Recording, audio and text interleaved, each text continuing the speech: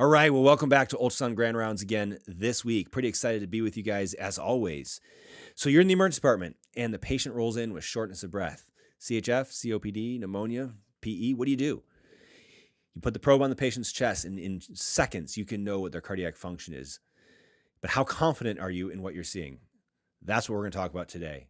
In this session, we're going to talk about ultrasound as a powerful tool to assess for cardiac function. And we're going to talk specifically about the End-Point Septal Separation technique as a tool, as an adjunct to help you figure out this patient's ejection fraction. So without further delay, let's get into it. Here we go.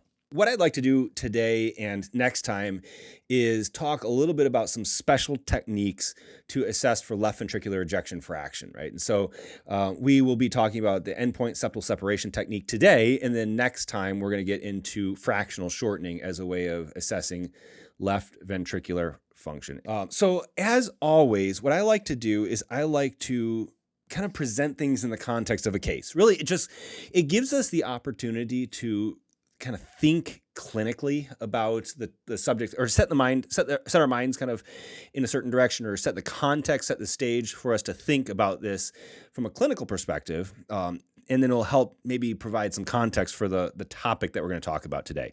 And so the case that we're going to do is completely hypothetical, completely made up. So there are zero HIPAA concerns, right?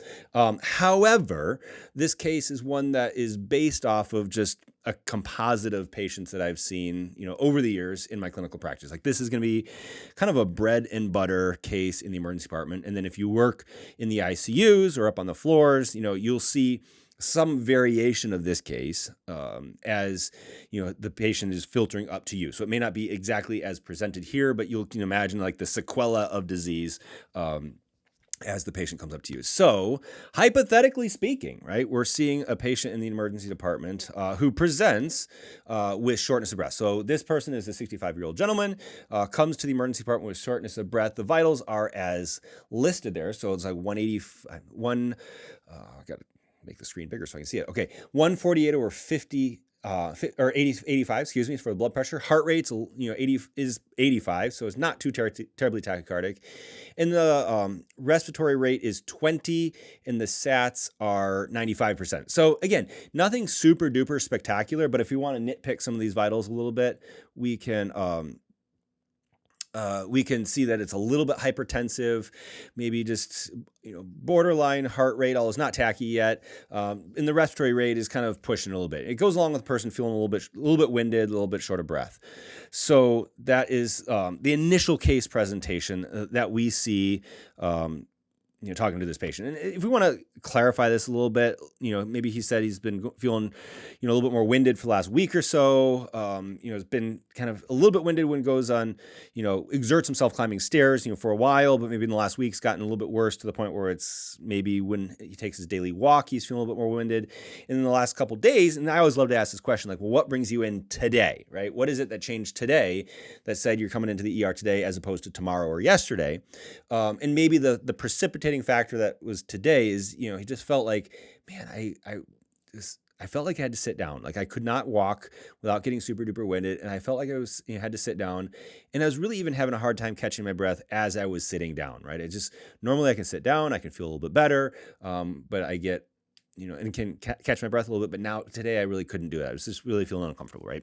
Say, hey, no chest pain, associated with this, no URI symptoms, no fever, no leg swelling, things like that. And so that's the clinical story that we're establishing here. If we want to dive a little bit deeper into it, maybe his past medical history as a little bit of hypertension, hyperlipidemia, type 2 diabetes. It's the American triad. There's things that he may have in his baseline history.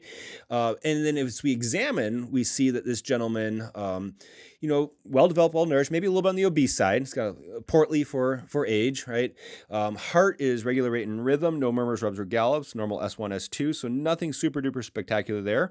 And then from a respiratory standpoint, he's got clear or got equal lung sounds bilaterally, but maybe a little bit of rales in the base. And so, that brings up a couple different thoughts there. And then as we kind of continue down, we see his abdomen is really benign, not a factor. In his legs, he's got some edema up to the mid tibia. He's got some pitting edema there. So that kind of factors in. And then the skin is, warm and dry, no significant diaphoresis, no rashes, anything like that. So again, hopefully this paints in your mind, a picture of a patient that you've seen maybe in the last week, maybe in the last month, definitely in the last year. If you're working in the emergency department, you've seen this particular gentleman, albeit he's slightly hypothetical. So as we kind of move into that, this case presentation then opens up a differential diagnosis. And a lot of us who've been doing this for any period of time is like, boom, know what it is. And we have to a little bit guard against anchoring bias because a lot of other things could happen. And then what I like to do when I'm working, particularly with new trainees, it's still the beginning of the year, right? But as we work with our medical students, our AIs, our interns, is start really sitting down and breaking this down and say, okay, let's have a conversation around what's the differential diagnosis for this. Like as we get further on, your seconds and your thirds, that differential diagnosis is going to be a little bit more assumed. And now we're going to start talking about the nuances of the care for this patient.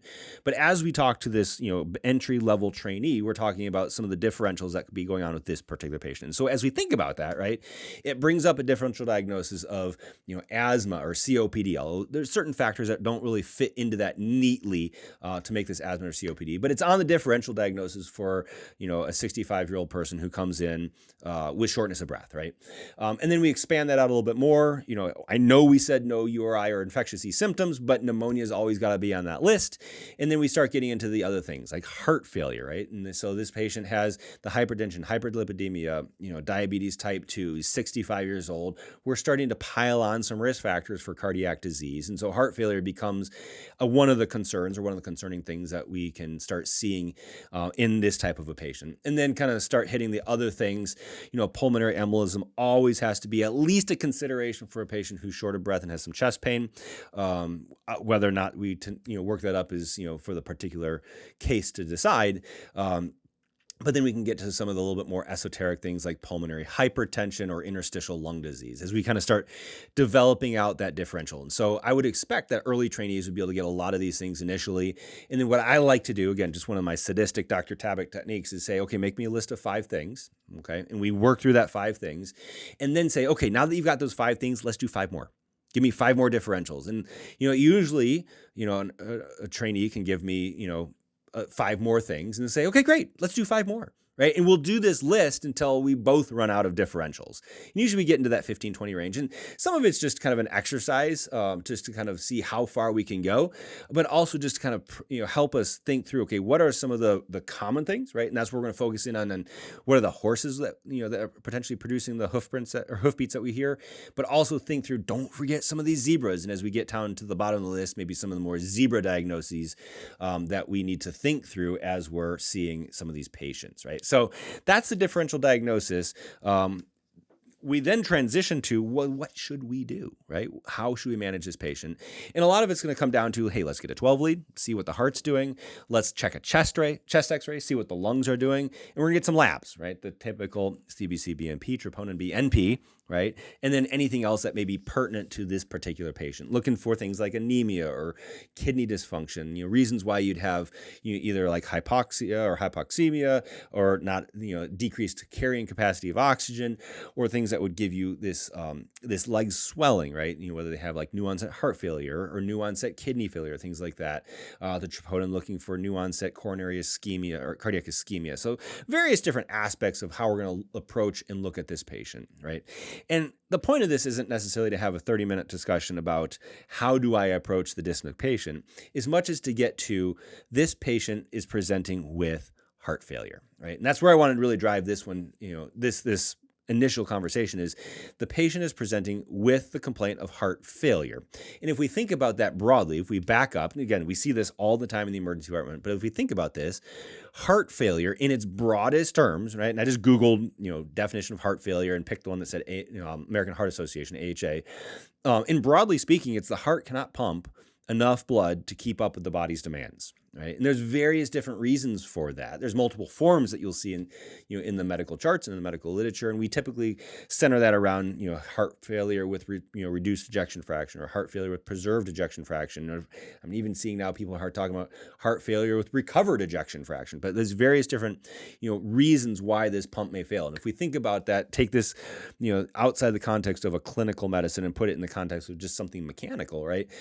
We can see if you have a pump, right? If you have a one swimming pool and another swimming pool, and you're going to pump water between the two pools, and your pump fails, what's going to happen? Well, you're not going to fill one, and you're going to back up into the other, right? You're going to prevent, taking water out of one pool and putting it into the other pool. And so we functionally see the same things happen in the context of our patients in the emergency department, where when your heart fails, or when your pump fails, or fails to work as efficiently, maybe it's working but at half capacity.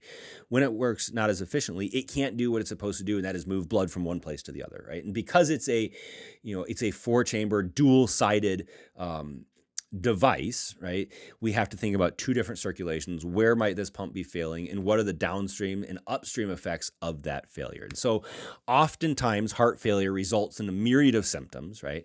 And these are going to be in the context of weakness or shortness of breath, dyspnea, weight gain, fluid accumulation, organ dysfunction, cardiac ischemia. Like when we put demands on the heart's going to not do so well, and it's not going to be able to move the blood where it needs to go, and that blood's going to accumulate and cause problems, right? You're going to feel weak because you can't get the perfusion. You're going to have ischemia because you can't get the perfusion. You're going to have organ dysfunction because you have congestion in those organs because the venous system can't drain that as efficiently. So all this kind of develops this clinical picture. But as we think about the diagnostics, we need to come down to what is the test that's going to show me how this heart is functioning, right? How it is working. And that test, that thing that we need to do, is the echocardiogram, right? And so if we were to have a mechanical device, right, and if that device was failing, we would want to find some way of testing that device, whether it be check the voltage, or check the inflow and outflow, or check the pump RPMs, and various different things. And so the corollary in clinical medicine to all of that is, EKG for voltages, but echo for the mechanics, for the structure and function of the heart. It's going to really help us investigate what is going wrong with this particular system that we're looking at. And so the various things that we're going to look at are myriad on this echo, but they include, is there an effusion around the heart? Is there something that's preventing the filling from the outside of that heart? And also, what are the chamber sizes? Like, how is this heart responding to an increased load, right? Or an increased demand, or an increased backup? What's it doing to the chamber sizes? Because the heart, like other muscular systems, is dynamic, right? It remodels, and if you put a stressor on it, it's going to remodel itself to be able to adapt and, overcome this stressor. That's the whole idea of going to the gym, is you lift a weight, and your body develops the ability to lift that weight and continue to lift that weight. And so the heart's going to do the same thing in its capacity. We're also looking at valvular abnormalities. So like, how's the blood flowing through there? You can look at the blood flow itself, or you can look at valves and see if they, are keeping the blood flowing in the direction they want them to go and not in the direction they don't want them to go. Excuse me. And if enough blood gets through the valves, and various different issues there.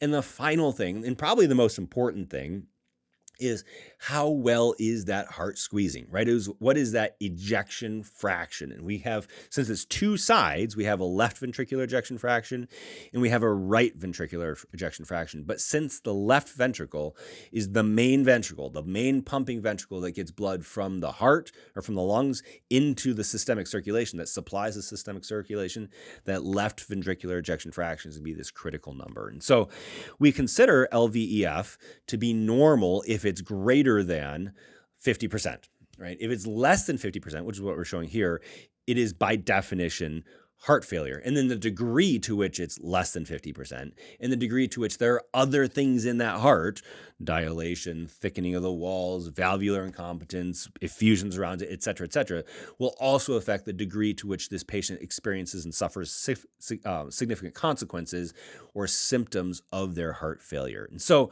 I guess the question comes down to, okay, this is the thing, this is the quintessential thing that we need to know in heart failure. EF greater or less than 50%, or if it's less than 50%, how much less, then how do we assess that on the echocardiogram? And there's multiple different methods that are used. And if you talk to the cardiologist, right, if you do your comprehensive echo, they're going to use a very quantitative measurement called the Simpson's method, where they look at volumes of the chamber of the left ventricle in systole and diastole and compare those and figure out the fraction of blood that's remaining after systole.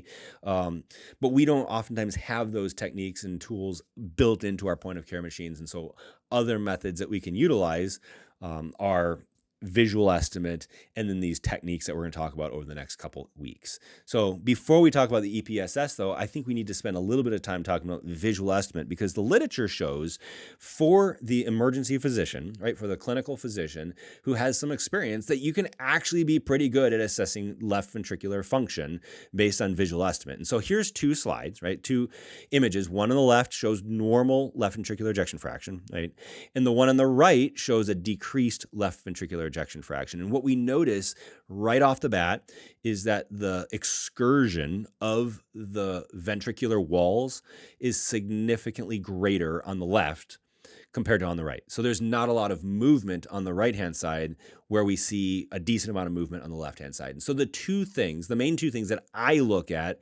as I'm assessing for ventricular function using the visual estimate technique is how well do the walls move, right? And how well do the walls thicken as they move. So as a muscle contracts, it will thicken up, right? This whole idea of flexing when you're lifting weights, right? You shorten the muscle, you get it to get big and show it off, right? The same thing's happening here when you look at your heart. As the heart is going to squeeze, that muscle should thicken, and it should also move, right? It should contract. And so as we assess both of those things, we can see on the left that there's a degree of thickening in that septum, particularly as we're looking there, and there's a degree of movement of that ventricular wall that we don't see on the right-hand side. There's a little bit of thickening on the posterior wall of that heart on the right-hand side, but not a lot of the septal wall on the right-hand side. And so both of these can be used to help estimate the ejection fraction. And the studies would show that emergency physicians who are, decently experienced, who've, done this and read a few, are pretty good. And so one particular example, there's a bunch of different studies we could show, but one particular example that we have here is from the European Journal of Emergency Medicine, published in 2002.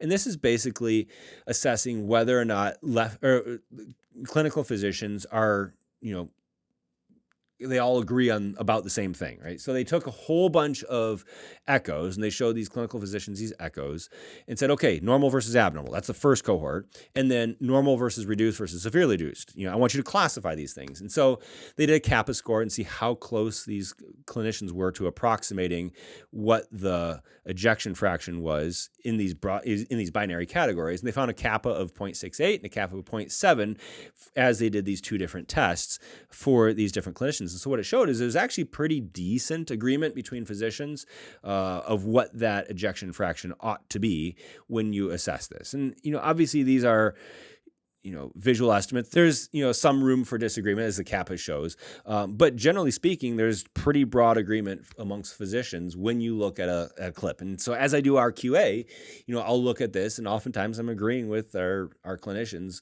in the QA of, like, they said it's low, I agree it's low, right? They said it's high, I agree it's high. Now there is a little bit of, challenge and nuance to this. And so there's a couple scenarios that I've identified as we do QA where that can be a little bit challenging, right? Where it can be hard to ascertain what the ejection fraction is. And I've had some situations where the cardiologist come to me and said, hey, you know what? This particular echo, you guys screwed it up. You should be better, right? Or you shouldn't. I don't think they've said we shouldn't do this, but they're upset that we've screwed it up. And so there's some degree of expected difference. No one's going to be 100% in agreement with everybody about all things. And if you look in the literature, there's a certain sensitivity and specificity around an emergency physician performed left ventricular ejection fraction. But a lot of ones that I've found have centered around some of these equivocal cases that are really hard to estimate. And so the left side here shows one that, is it a little bit reduced? Is it, borderline normal. Like it's hard to say, right? And on the right-hand side is one that's tachycardic. And these are two scenarios that I found that are be challenging.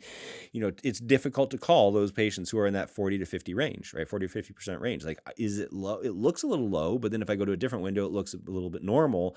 And, which one do I call? And then what I found a lot of the times is patients who are, like AFib RVR or have different, tachycardic rhythms, they're going so fast that people call them hyperdynamic, when in point of fact, it's just that the speed is tricking our minds and compensating for the fact that, the actual squeeze is a lot less than what it should be. And so these can be challenging. And so this is where, maybe long-winded, introduction, but this is where it's helpful to have a couple extra tools in our armamentarium, in our tool chest, in our workshop, to help us as we try to really accurately assess, so that we can give a quality product, not only to the patient, but to also the consultants and the colleagues that we admit the patient to or consult the patient, so that we're all in agreement. And then when someone says, hey, you guys did a bedside echo, we know that you guys do great echoes. And so what you say, we trust. Because if you constantly put out garbage stuff, right, nobody's going to trust it and nobody's going to listen to what you do, and you may as well not do it then. So trying to be good on the front end to build that confidence, but also promote that patient care is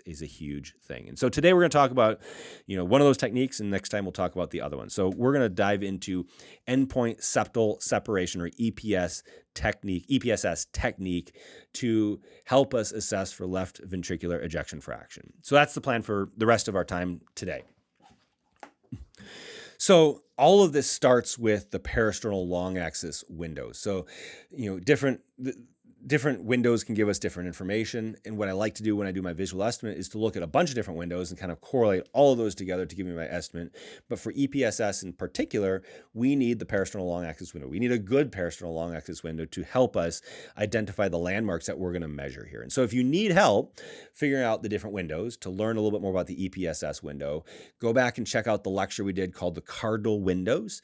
We did it last year about how to find the 4 different windows of the bedside echocardiogram, and we can have more information about that. I'll put a link in the description below.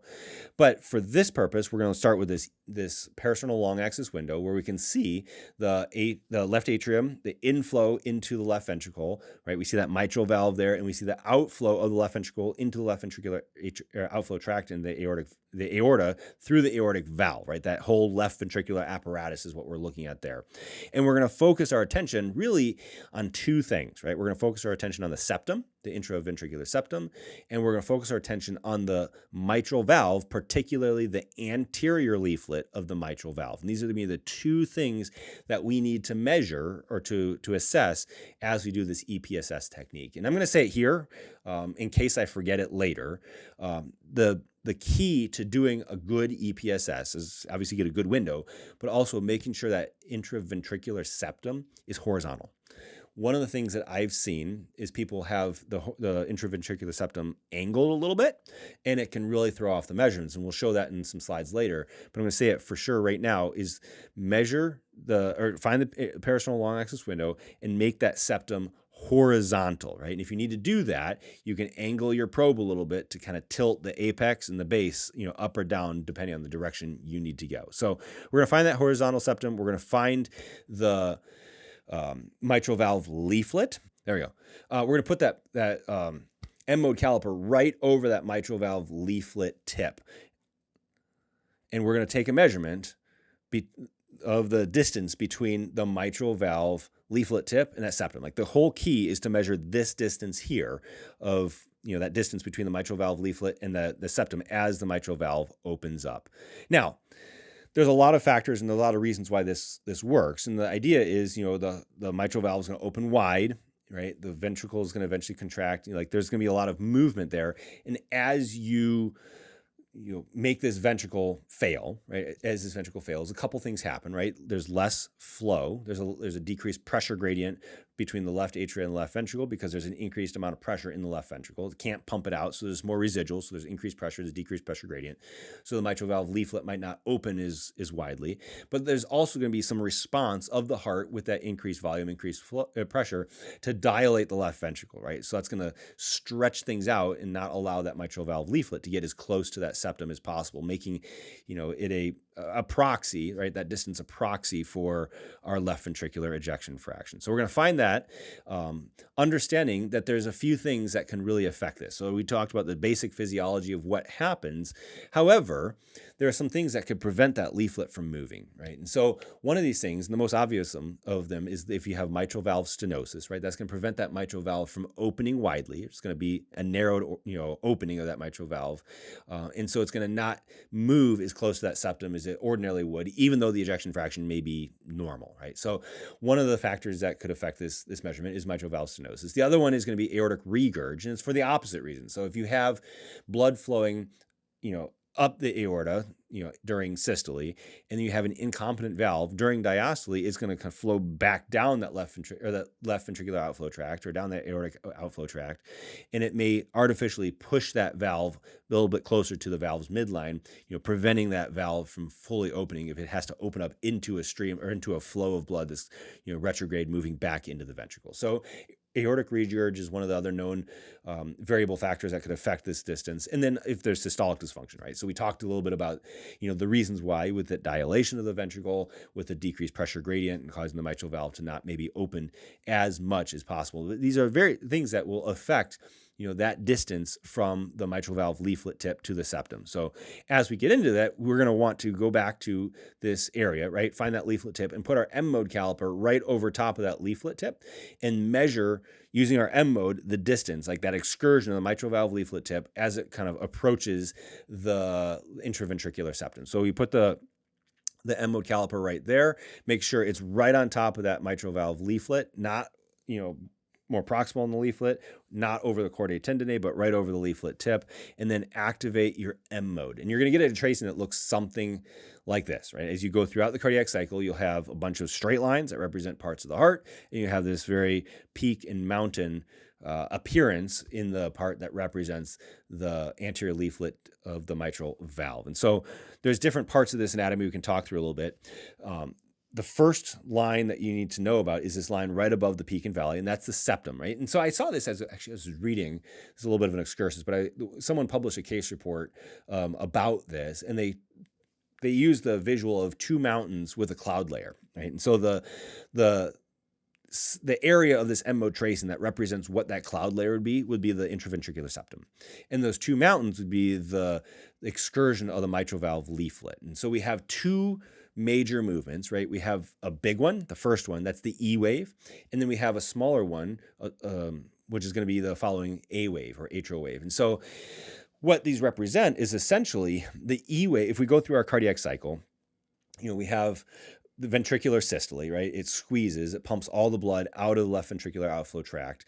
To reset, to be able to squeeze again, we have to do a few things, right? The ventricle has to relax. The pressure is going to rapidly drop from whatever your outflow pressure is, right? Your systolic blood pressure, and it's going to relax down to close to nothing as the ventricle opens back up before the mitral valve opens, as the ventricle is decently empty. Now, it won't be zero, but it'll be, very, very low. Once the intraventricular pressure, right, in diastole drops down below the pressure that is built up in the left atrium, the mitral valve will open. And so if you think about it, while the ventricle is doing a thing, while it's squeezing, while it's pumping blood forward, the left atrium is collecting blood. There's blood flowing in from the pulmonary veins into the left atria, and it's filling up. And as it fills up, it develops an inherent pressure, right? There's going to be a pressure gradient in diastole that once the pressure drops below the left atrial pressure in diastole, that mitral valve opens and the blood's going to flow in from the left atrium into the left ventricle through that mitral valve. And that's what we're seeing here. Now, remember, what we see in the M mode is evidence of movement, of motion, right? M mode equals motion mode. And so we see the movement particularly of the mitral valve. Now, it also correlates with what's causing that thing to move. So if you think about it, the blood flow through the valve is causing that valve to move. And so if you were to do a Doppler assessment, if you were to do a Doppler through that mitral valve, we'd actually get a tracing that looks somewhat similar, right? We'd see that large peak of the blood flow through that mitral valve. We see that on the left-hand tracing here. I've labeled the E wave there. And then after you have like equilibration of those pressures, as the blood is flowed from the left atrium into the left ventricle, the pressures have normalized. There's no more relative blood flow, but there's still a little bit of blood left to go. The atrium is going to contract, right? It's going to go through its systolic cycle, and it's going to pump just that little extra blood from the left atrium into the left ventricle. And that's going to cause another movement, another opening of that mitral valve, as there's a now developed pressure gradient from the left atria over the left ventricle to move a little extra blood. That's the A wave. That's the atrial contraction wave. And so we see that on the left here as the blood flows through the mitral valve. And then we see that mechanically as the mitral valve leaflet actually opens twice, right? It opens for that, the passive filling, the diastolic wave, and then we see it open mechanically again for that atrial kick as we're getting more blood flow to go through it. And so those are the two things that we're looking at. And we want to measure the distance, right? The closest distance between the top of that E wave, which is usually the bigger one, and the bottom of that cloud layer or that septum as we look at this window. And that number is going to be our EPSS, or End-Point Septal Separation number. It's usually measured in millimeters, right? So you can say, great, I did that, right? That's a pretty cool trick and technique. I made some cool Doppler images. Now I feel special. What do I need? What do I do with this number, right? And so this is what gets us into part 2 of this conversation of here's how you did it. That's what we just talked about. Now let's talk a little bit about how do we actually interpret this number. And so there's a lot of literature around this, and this goes way back into the 70s and the 80s. So this is not a new technique that some ED doc discovered and invented and published. However, like all things in medicine, ED is like, you guys can do that. We can do it too, and we can probably do it better. And so that's what we did, right? We published some literature around this in the ED. But if you go back into the original literature, right, it was published in the 70s and the 80s, where they took this number of 7 and 12. And they said, hey, look, if your EPSS is less than 7, you're normal, right? If your EPSS is greater than 7, this approximates an ejection fraction that's less than 50%. And we'll see some numbers here and how this makes sense a little bit in just a sec as we show some studies. And they said if your EPSS is greater than 12, this approximates an ejection fraction that's less than 35%. And so I think if we break it down, I like, as we think about ejection fraction, to break it down into, is it normal, is it reduced, is it severely reduced? It really takes a lot of the pressure off and stress off if we do it in the broad categories. And whether it's 20 or 25% means nothing to me as a ED physician. I want to know if it's normal or severely reduced, or normal or mildly reduced. And so as we break it down into broad categories, it's really helpful for us to use this number then and say, okay, our EPSS is 8, we're reduced ejection fraction. Our EPSS is 15, wow, this is really bad. Or our EPSS is 4 or 5, like this heart seems to be working pretty well. When we start looking at the literature, put sensitivities and specificities around that, the numbers get a little bit messier, right? So here's a couple examples just of us doing it, and then we'll talk about some of the literature. So this patient has an ejection fraction that's quite low. So we can see we did this M mode tracing through the mitral valve leaflet. We have the septum. It's a little bit off angle, but it's close. And we can see this EPSS measurement is 8 millimeters, which would kind of fall in that the ejection fraction is less than 50% range. Another example here is one where the ejection fraction is a lot lower, right? We have a EPSS measurement of 1.3 centimeters, so 13 millimeters. And we can see even visually that this particular patient has a very, very low ejection fraction, right? You can see just on the visual estimate that it's quite low. And so both of these kind of give us an example of how it plays out practically. But what does it mean as we kind of dive into some of the literature? And so this was a study that was published by Dr. Kendall and colleagues. Dr. Kendall is out at Denver Health. And they published it in 2014 in the American Journal of Emergency Medicine. And they basically said, hey, look, what does it mean to have an ejection fraction less than 7, right? Or EPSS less than 7, or maybe greater than 7. And how do we interpret that? And so what they want to do is they say, okay, if the ED does EPSS and it is kind of above or below 7, does that correlate with a left ventricular ejection fraction of less than 30%? or maybe stated differently, if the EPSS is greater than 7, does that correlate with LVEF less than 30%? And they got, at the end of the day, a sensitivity of 100% and a specificity of 50%. And so the way to interpret this is basically say, okay, look, if you do EPSS and you measure it greater than 7, right, greater than 7 millimeters, let's turn around backwards. Right? If you do an EPS measurement and it's less than 7 millimeters, you're pretty much dead on accurate that the patient's ejection fraction is at least greater than 30%, but probably close to normal, right? That's what the sensitivity is. However, if you say it's greater than 7 millimeters, it's kind of a coin toss to say it is, less than 30%. And if you remember back to the original slide in the original studies, they said EPSS that was greater than 7 but less than 12 kind of fit in that 50 to 30-ish% range. And so, while you can have patients who have low ejection fractions, like let's say you have an EPSS of, 12, like that would correlate with less than 30.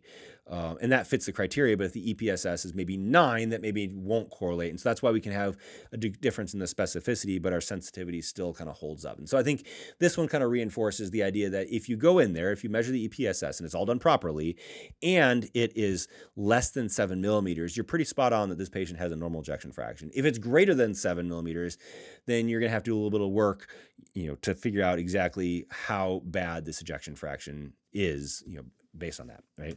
And so this is another study that was done, EPSS versus calculated LVEF,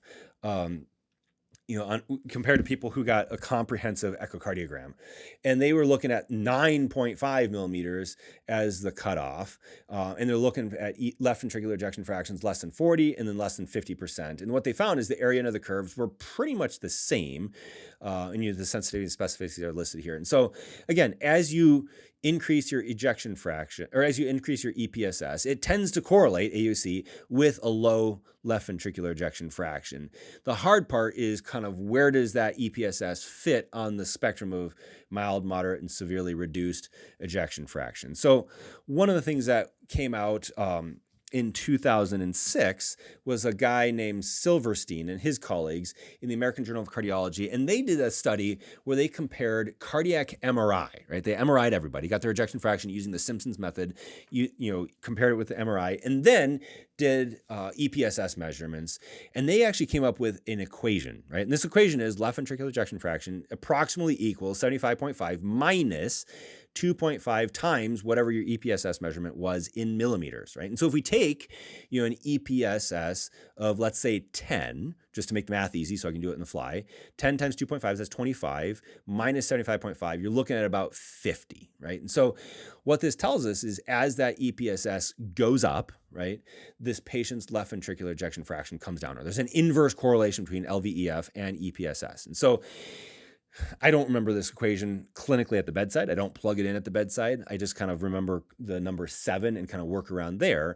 But I think what it helps us is to say there's an inverse correlation, and as the EPSS number rises, that LVEF goes down. And if you want to do it, right, you can plug it in. And every time I've done it, we've gotten pretty close to what the calculated ejection fraction is using Simpson's method on a comprehensive echo. And so that's how, I interpret the EPSS and how I think, we can interpret that. So the final thing that we need to talk about is a little bit about the pitfalls. So we talked about how to do the thing, how to interpret the thing, and then where are the ways that we can mess things up and really get us a wrong answer. And this comes down to a couple different factors. The first one is technical limitations, right? Things that we can do as we collect this information, as we collect the study, and then things that are pathologic that we have no control over, that are patient factors that we have to bear in mind as we do this, right? And so the technical limitations, wrong location, wrong angle, and then pathologic things, valvular disease and AFib is what we're going to talk about. So the first one is wrong location. So what I like to tell people as we're doing EPSS measurements is, it works pretty well, right? When you do it, you can get a decent left ventricular ejection fraction estimate, and you can only screw this up in a way is to underestimate the ejection fraction. Like there's no way of doing this where you can make the ejection fraction more than it really is, right? You can only underestimate it because you can't make the mitral valve go any closer to the septum artificially, but you can measure things in a way that you measure the wrong space so the distance is artificially greater. And one of these is with the wrong location. So here's an example where we put the M-mode caliper just a little bit proximal to the leaflet tip. You can see the left-hand arrow, it's on the leaflet tip, and the right-hand arrow, it is proximal, is where it intersects with it, and it's proximal to the leaflet tip. And as we show that excursion of that mitral valve leaflet on the right-hand diagram, you can see the arrow pointing on the left.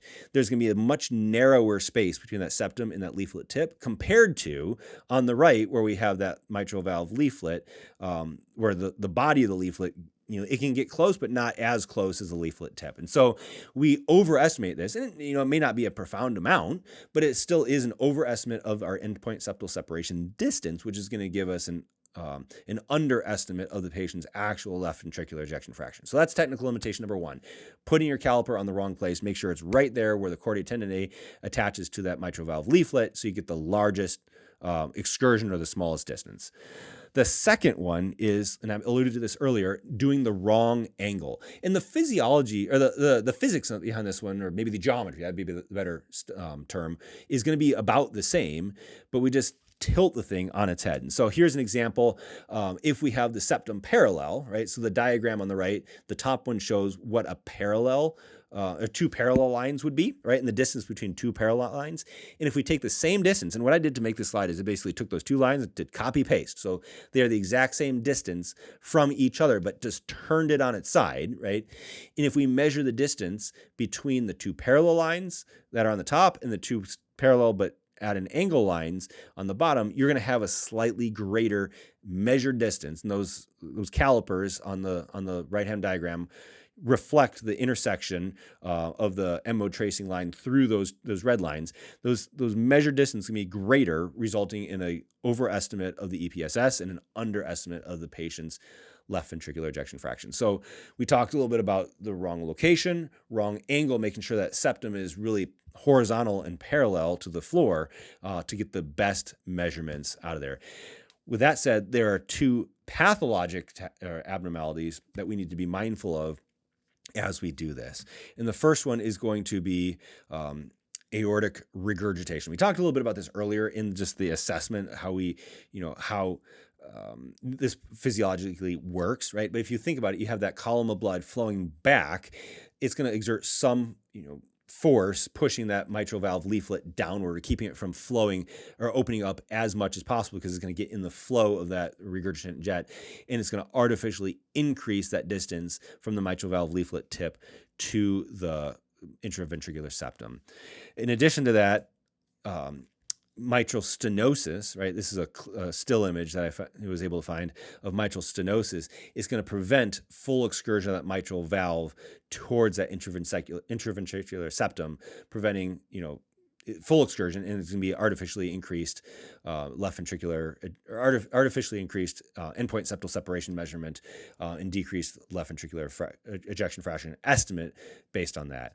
And the final one is atrial fibrillation. And this one, I was doing some reading about this one and looking it up, because theoretically the LVEF could be normal, but the reasons that the sources that I found said is basically there's such variability given the rate that the heart's going, the irregularity, the amount of blood flow that you can collect. There's just a variability in the flow through the mitral valve. So you never know which one's the accurate one. There's going to be a big one. There's going to be a little one. It's just highly variable due to the variable nature of the filling of the heart in atrial fibrillation. So it's going to be hard to say which one is the proper EPSS to measure. So that is end-point septal separation. Just as a little bit of a review, we talked a little bit about how do you measure it, right? You start in the parasternal long axis window. You do your M-mode caliper through the mitral valve leaflet tip. You measure the closest distance of that E wave to the intraventricular septum, and that's your number. And with that number, we talked a little bit about the interpretation. So what do we do with this number relative to 7 is our set point? Above or below 7, how does that affect our assessment of the end-point septal separation? And finally, we talked about some pitfalls, how we can affect that number either by messing up the technique or the mechanics of how we do the study, or not recognizing that the patient has some pathologic conditions that's going to artificially affect that end-point septal separation. All right. Well, thank you for joining us today. I hope that was helpful for you as you are trying to level up your ultrasound game. Real quick before we leave, couple big announcements. We had a big week this week. We are pretty excited. Over the weekend, we hit our 1 millionth view on this YouTube channel. So we're up to about 13,000 subscribers right now. But our videos have been seen 1 million times worldwide, and we couldn't be more excited. Just the impact that we're having on promoting bedside ultrasound for clinicians around the world. And if we think about that, the trickle-down effects that that's going to have for patients that are known and unknown to us. So we're pretty excited about that. If you guys have been part of this community, thank you so much for your support, for subscribing, for liking, for sharing, and for watching these videos. We couldn't do this without you. As always, if you like what we're doing here, hit that subscribe button down below, hit that notification bell so you can know every time we publish a video and you can learn about this. And we've been putting out shorts. We've been putting out about 2 shorts a week with just little teaching pearls, things that might help level up your game. You're not going to want to miss any of those. Go to our website, MetroHealth.org/POCUS, if you want to learn more about our program and training with us.